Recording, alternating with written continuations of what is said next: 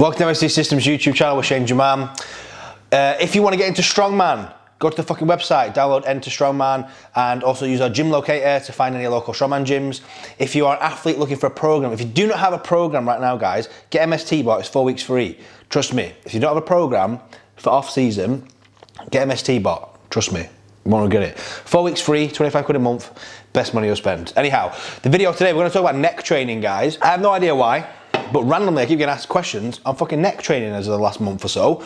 God knows why, but I have a strong opinion on neck training, an opinion that I don't think anybody can argue when I put this, when I lay down this shit. You can't argue this point because it's just fucking the truth. My answer to should I train my neck train is no, don't be a fucking idiot. That's my honest answer. If you're a strong man, do not train your neck. Don't train your neck. Here's my argument as to why. Now, I'm not going to say zero, but there's near enough zero benefit to your sport by training your neck. There's literally zero, but I'll say 0.5% chances benefit, because I know some picky bastard's going to think about it and be like, I train my neck because of this reason, and it's like, all right, fair enough. Yeah, if you get to have to bend a bar over your head again, mate, maybe it'd be beneficial, but we don't do that shit anymore. It's 2020, you know what I mean? Or is it 2021? What year is it, Shannon? It's 2021, fucking Jesus Christ. It's 2021, guys, so we don't fucking bend bars over heads anymore. We press logs and shit, you know what I mean? So there's near enough zero benefit to your sport, but there's a whole host of fucking issues, a combination of issues that a lot of people won't even put together. But once you do realise them, a lot of you that are into Strongman that watch this video are gonna go, oh shit, Shane, that sounds like me. You know, I'm a bit worried now, pal. And you fucking should be worried. You should be scared, because dying ain't fucking good. But sleep apnea. I'm gonna talk about fucking sleep apnea. Most strongmen are in a calorie surplus, all right? Most strongmen are pushing food to get stronger, which usually comes with water retention, a bit of bloat, and an increase in blood pressure, all right? Also, a lot of strongmen, you're big dudes, you know what I mean? Most of you watching this who are in Strongman, you're gonna be over 100 kilos. The 90 kilo and 80 kilo class, they're a minority in the sport. When you look at the novice classes, which makes up the majority of the sport, the novice and inters area, you're all fucking big dudes, you know what I mean? You're all large men, you know, so you've already got big necks, big thick necks, and you've already got high calories, you've already got water retention from this kind of just environment that you're in. Now, add on top of that, someone who takes a little bit of PEDs as well. Even if you're just taking a low dose testosterone, guys, your resting heart rate will increase, and any anabolic is vasoconstrictive. Not so much low dose testosterone, but you know it does. They are vasoconstrictive, so they contract your blood vessels, they make them smaller, which makes it obviously harder for blood flow. Your blood pressure goes up even more. So you're already in a state where you might have slightly higher blood pressure from the food and weight you carry, and unfortunately, a lot of strongmen also have very bad cardiovascular ability, which again, it's just a recipe, guys, recipe for disaster. You know what I mean? High body weight, thick neck, low cardiovascular output, and also a little bit of PD on top. Now, that environment there is not great for sleep apnea. It's a recipe for sleep apnea, which is the reason why I'm pretty sure I could go as far to say as every single strongman that you watch at Giants Live will have a CPAP machine. Every single strongman that's at Worlds, CPAP machine.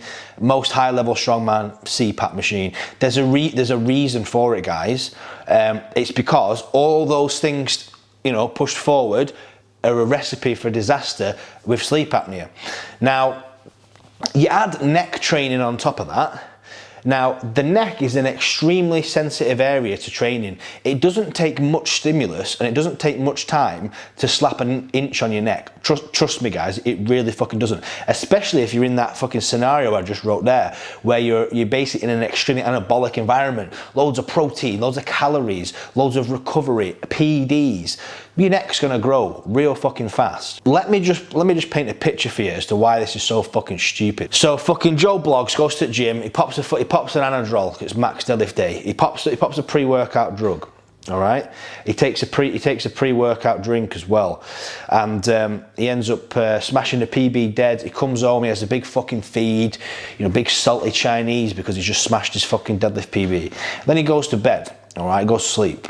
Now, let's just paint the picture of what's actually happened there to his body. So he's taken the pre-workout drug, it's constricted his blood vessels tight, because that's what happens when you take more anabolics as well. I'll talk about tests there being slightly vasoconstrictive, but you get on a trenbolone or you get on anything that just ramps that nervous system so that you're strong, your blood vessels are going to go tight, okay, and it makes everything tight, and for whatever reason that increases contraction rate massively. That's one of the main reasons why it makes you stronger, guys. That's why, because it's a good thing. Blood pressure and vasoconstriction is a good thing acutely in the gym, but it's not good when we take it out of the gym and go to bed, especially if we add this salty meal, loads of water retention. Blood pressure's at like an all-time high when you're going to bed. Now, the reason why I paint that picture is because that picture is extremely common, like extremely common. I've been in that situation. I've popped a droll, smashed a fucking log, come home, ate a lot of scran and gone to bed a big bloated mess. I've done it, so I know for a fact that a lot of you guys will have done it. And even if you're not popping the pre-workout drug, guys, even if you're natural, most naturals, when they're peaking, they'll ramp the food more than an enhanced guy, because you're relying on the food. So blood pressure and body weight can go up that way, and you can end up putting on some good kilos in the lead up to a big lift. You hit it, you leave the gym, and you're in this state where your nervous system's ramped, you're all excited, and as soon as you get that nervous system excitement, that's when you get this vasoconstriction. That's really important to remember that, guys, because when you go to bed and you have a sleep apnea attack, a lot of people misunderstand the deaths of sleep apnea. They think it's because you stop breathing in your sleep and you die because you can't breathe. But the most common cause is the heart failure, because when you have an apnea attack, guys, what happens is the muscles in your neck and throat relax, and they kind of drop, and then if they drop slightly, you'll just have bad snoring. If they drop fully, you will have full, restriction of breathing, and your body will go into a bit of shock. Heart rate will elevate massively, and your brain will wake you up for like a brief period of time, just to contract those muscles in the throat to stop them relaxing. Because if they're relaxed and dropped, it contracts and opens them. All right. So another issue that you won't even think about is with these apnea attacks. I'm talking about a kind of worst case scenario there, aren't I? But the thing that kind of scares me, so to speak, is people having these apnea attacks and not knowing for years and years and years.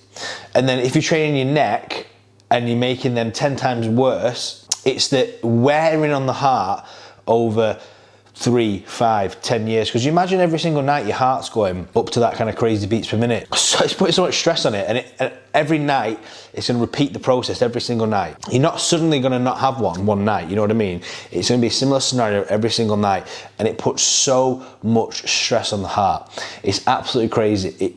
It's a scary subject. There's a reason why I wanted to bring it up, because I don't want you big dudes going around fucking slinging neck harnesses on your head and flinging fucking 100 kilos around, because you will do yourselves no favors.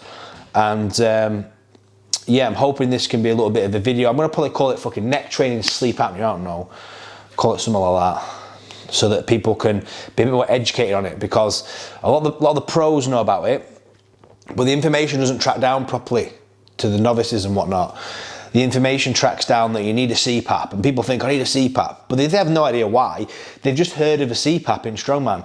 So I'm telling you why you need one. I'm telling you why it's dangerous. I'm telling you why Strongman can be a bit of a cocktail for sleep apnea and for heart issues.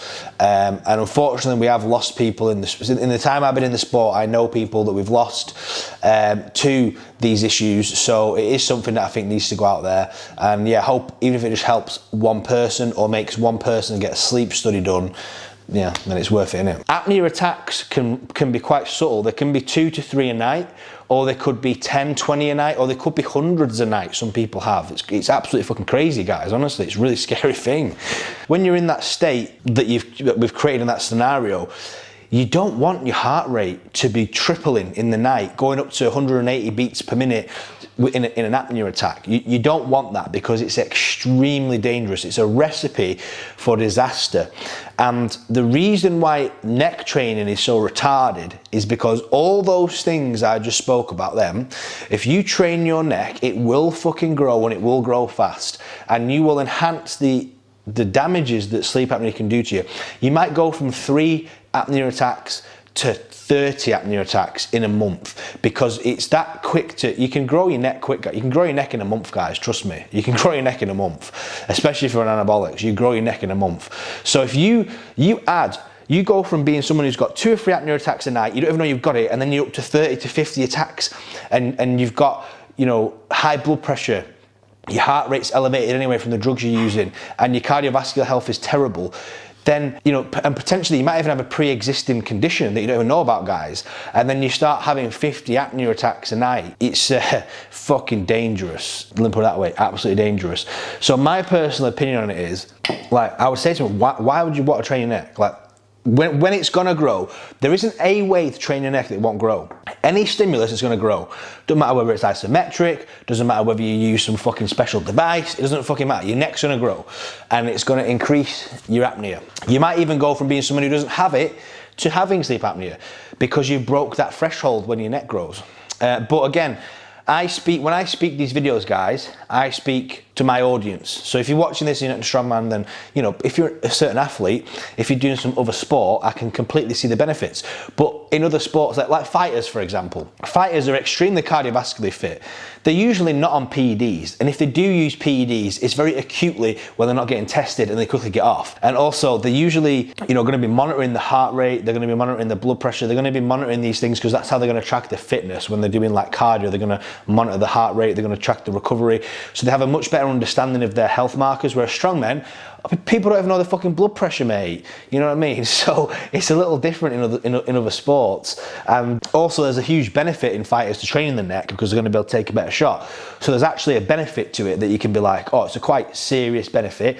It can be the difference between getting knocked out or not. So yeah, I'm going to train my neck. Whereas in strongman, you're not getting punched in the face. It doesn't matter. I believe it to be a really bad utilization of your time, to be honest with you. I feel like it's just negatives, and that's my opinion on neck training. I hope you found it helpful. I'm trying to keep this channel educational so that the people watching it can just think and be like, that's me, that makes sense. And if you take one thing from this video, guys, get a fucking CPAP, because most strongmen, if you're over 110 kilos, say, is a rough fucking guide, or if you even think for a second that you might have sleep apnea and you're about to start taking steroids, then get a CPAP machine or at least a sleep study done to find out what the fuck's going on. That'll be my take home from there. Cheers for listening, guys. See you next time.